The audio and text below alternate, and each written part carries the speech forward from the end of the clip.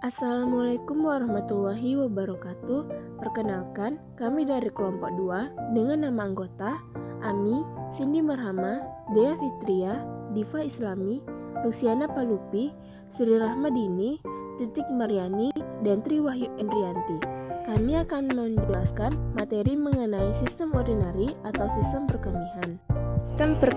Sistem perkemihan merupakan suatu sistem di mana terjadinya proses penyaringan darah sehingga darah bebas dari zat-zat yang tidak dipergunakan oleh tubuh dan menyerap zat-zat yang masih dipergunakan oleh tubuh. Zat-zat yang tidak dipergunakan lagi oleh tubuh larut dalam air dan dikeluarkan berupa air urin atau air kemih. Terdiri dari ginjal, fungsinya untuk menghasilkan urin. Yang kedua, ureter berfungsi untuk menyalurkan urin dari ginjal ke kandung kencing atau vesika urania atau bladder. Yang ketiga, kandung kencing berfungsi sebagai penampung air kemih atau urin. Dan keempat, uretra berfungsi untuk mengeluarkan urin dari kandung kencing. Fungsi sistem homeostatis urania 1. Mengatur volume dan tekanan darah dengan mengatur banyaknya air yang hilang dalam urin, melepaskan eritropoietin dan melepaskan renin. Kedua, mengatur konsentrasi plasma dengan mengontrol jumlah natrium, kalium, klorida, dan ion lain yang hilang dalam urin dan mengontrol kadar ion kalsium. 3. Membantu menstabilkan pH darah dengan mengontrol kehilangan ion hidrogen dan ion bikarbonat dalam urin. Yang keempat, menyimpan nutrien dengan mencegah pengeluaran dalam urin, mengeluarkan produk sampah nitrogen seperti urea dan asam urat. 5. Membantu mendeteksi racun-racun. Keenam, mekanisme pembentukan urin. Dari sekitar 1.200 darah yang melalui glomerulus setiap menitnya terbentuk 120 sampai 125 mm filtrat atau cairan yang telah melalui celah filtrasi. Setiap harinya terbentuk 150 sampai 180 liter filtrat. Namun dalam jumlah ini hanya sekitar 1% atau setara dengan 1,5 liter yang akhirnya keluar sebagai kemih dan sebagiannya diserap kembali. Transfer urin dari ginjal melalui aerator dan masuk ke dalam kandung kemih. Selanjutnya adalah organ yang terdapat pada sistem urinaria. Yang pertama adalah ginjal. Ginjal adalah salah satu organ penting tubuh yang berfungsi untuk menyaring darah. Organ yang berbentuk menyerupai kacang ini terletak di sepanjang dinding otot bagian belakang atau otot posterior rongga perut. Karakteristik dari ginjal adalah ginjal berukuran sekapalan tangan, memiliki panjang 6-7,5 cm, tebal 1,5-2,5 cm, berat 140 gram, dan dilengkapi dengan sepasang ureter, sebuah kandung kemih, dan uretra. Pada gambar di samping merupakan gambar dan bagian-bagian dari ginjal. Selanjutnya adalah struktur ginjal. Yang pertama, korteks ginjal atau korteks renalis merupakan bagian ginjal yang paling luar. Bagian ini dikelilingi oleh lapisan jaringan lemak yang berfungsi untuk melindungi bagian dalam ginjal. Yang kedua adalah medula ginjal. Struktur medula terdiri atas piramida ginjal yang meliputi nefron dan tubulus, serta saluran medula. Tubulus berfungsi untuk mengangkut cairan tubuh dan darah menuju ginjal. Yang ketiga adalah pelvis ginjal, merupakan bagian ginjal yang terletak di lapisan paling dalam. Bagian ginjal ini berbentuk seperti corong yang berfungsi sebagai saluran yang menghubungi ginjal dan kandung kemih. Yang keempat adalah nefron, terletak di sepanjang korteks hingga medula. Bagian ini berfungsi untuk mengambil nutrisi dan cairan di dalam darah agar tidak terbuang, serta menyaring dan membuang limbah hasil metabolisme serta racun di dalam darah agar tidak menumpuk di dalam tubuh. Arteri berfungsi sebagai membawa darah yang kaya akan oksigen dari jantung ke ginjal untuk proses filtrasi. Filtrasi adalah proses penyaringan zat-zat sisa metabolisme yang terjadi di dalam tubuh. Vena berfungsi untuk membawa darah yang sudah disaring oleh ginjal ke dalam jantung. Ureter adalah bagian ginjal yang berupa tabung otot dan berfungsi mendorong urin ke dalam kandung kemih. Nah, panjang ureter sekitar 20-30 cm dengan diameter maksimal kurang lebih 1,7 cm. Ureter merupakan bagian dari sistem urinari, yaitu sistem tubuh yang berperan dalam proses pembentukan dan pembuangan sisa metabolisme yang berlebihan di dalam urin. juga disebut perkemihan. Sebelum mengetahui fungsi ureter, sebaiknya kita mengetahui embriologi serta anatomi ureter. Terdiri dari dua pipa masing-masing bersambung dari ginjal ke venika urinari, panjangnya 25 cm dengan penampungan 0,5 cm. Ureter sebagian terletak pada rongga abdomen. Yang kelima, dan sebagian lagi terletak pada rongga pelvis. Yang keenam, ureter berbentuk saluran muskuler berbentuk silinder atau pipa yang menghubungkan ginjal dengan kandung kemih. Lapisan dinding ureter menimbulkan gerakan-gerakan peristaltik yang mendorong urin masuk ke dalam kantong kemih. Lapisan dinding ureter terdiri dari 1. Dinding luar jaringan ikat atau jaringan fibrosa. 2. Lapisan tengah lapisan otot polos. 3. Lapisan sebelah dalam lapisan mukosa.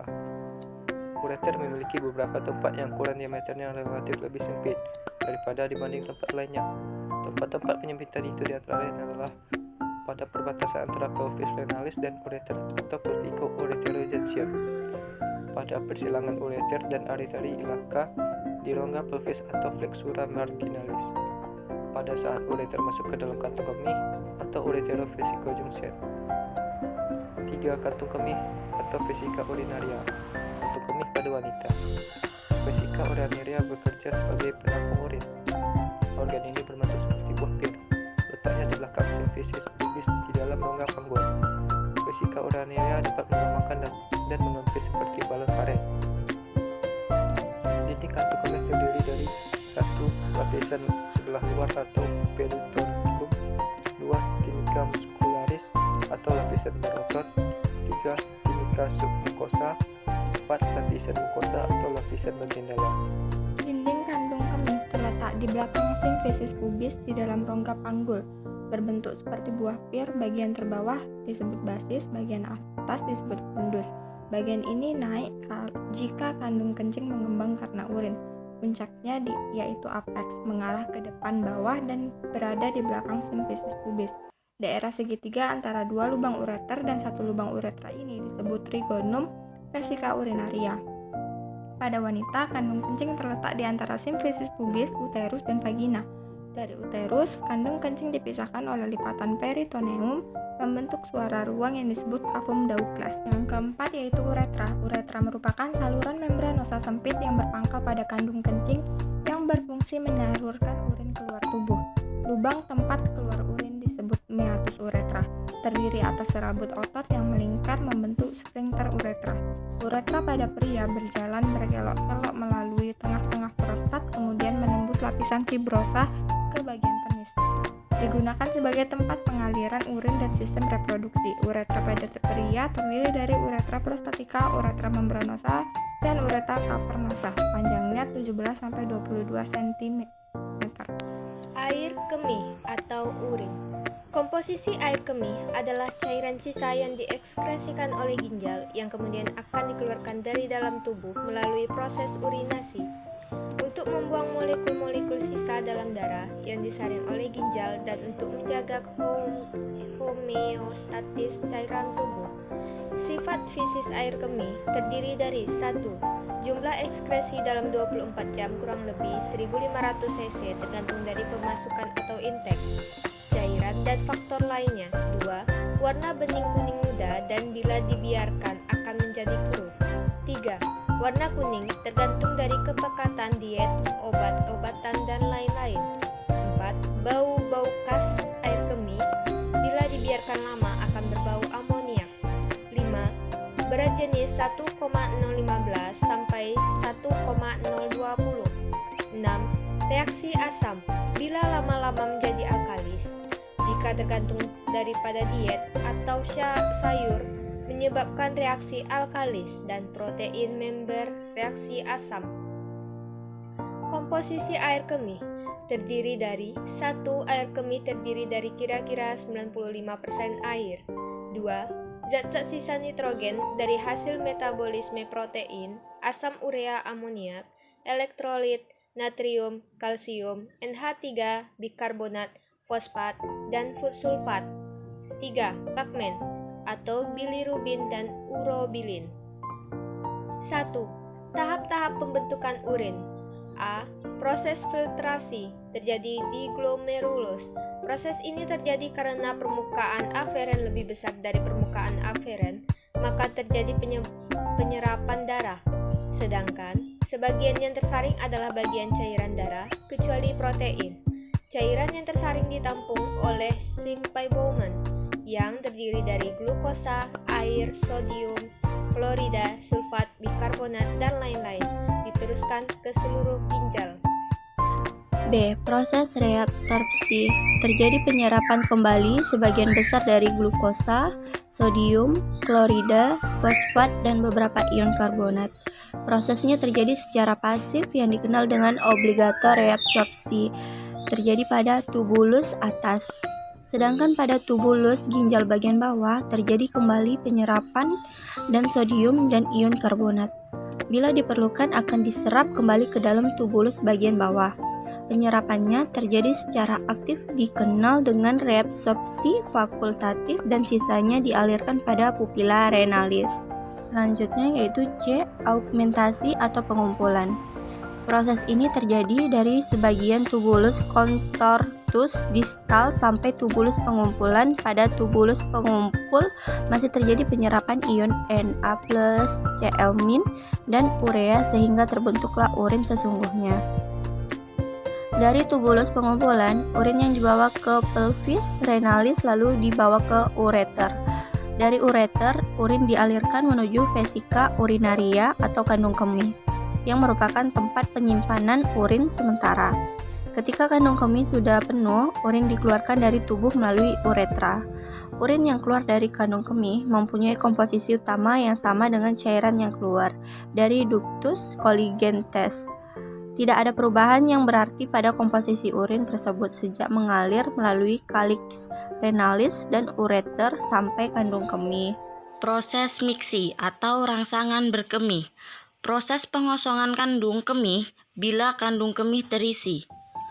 Disentensi kandung kemih oleh air kemih akan merangsang stres reseptor yang terdapat pada dinding kandung kemih dan jumlah lebih kurang 250 cc sudah cukup untuk merangsang berkemih atau proses miksi. Akibatnya akan terjadi refleks kontraksi dinding kandung kemih dan pada saat sama terjadi relaksasi sphincter internus diikuti oleh relaksasi sphincter externus dan akhirnya terjadi pengosongan kandung kemih. Rangsangan yang menyebabkan kontraksi kandung kemih dan relaksasi sphincter iterus dihantarkan melalui serabut-serabut parasimpatis. Kontraksi sphincter externus secara volunter bertujuan untuk mencegah atau menghentikan miksi. Kontrol volunter ini hanya dapat terjadi bila saraf-saraf yang menangani kandung kemih, uretra, medula spinalis, dan otak masih utuh.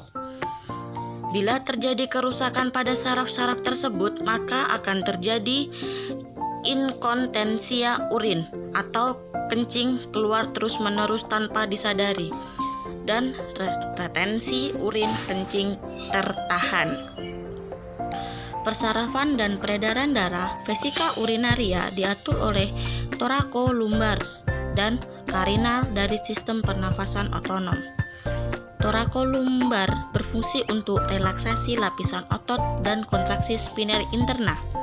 Peritoneum melapis kandung kemih sampai kira-kira perbatasan ureter masuk kandung kemih. Peritoneum dapat digerakkan membentuk lapisan dan menjadi lurus apabila kandung kemih terisi penuh. Pembuluh darah arteri vesikalis superior berpangkal dari umbilicalis sebagian distal. Vena membentuk anyaman di bawah kandung kemih. Pembuluh limfa yang berjalan menuju ductus lymphatilis sepanjang arteri umbilicalis. Berbagai penyakit pada sistem urinaria. Ada masalah pada sistem urinaria atau saluran kemih tidak hanya ditandai dengan perubahan warna urin. Berikut ini adalah beberapa masalah atau penyakit yang dapat terjadi pada sistem urinaria. Yang pertama, infeksi saluran kemih. Kondisi ketika organ yang termasuk dalam sistem kemih yaitu ginjal, ureter, kandung kemih, dan uretra mengalami infeksi. Yang kedua, batu saluran kemih. Kondisi ketika terbentuk batu di sistem urinaria, sistem batu ginjal, batu ureter, atau batu kandung kemih, inkontinensia urin. Sindrom nefrotik. Kelainan ginjal yang menyebabkan kadar protein di dalam urin meningkat. Yang keempat, sindrom nefritik. Pembengkakan atau peradangan pada ginjal. Yang kelima, gagal ginjal. Ketika ginjal tidak mampu menyaring darah dan membuang cairan serta zat limbah dalam tubuh. Sekian video dari kami, semoga bermanfaat. Mohon maaf apabila terdapat kekurangan dan kesalahan. Wabillahi taufiq wal hidayah. Wassalamualaikum warahmatullahi wabarakatuh.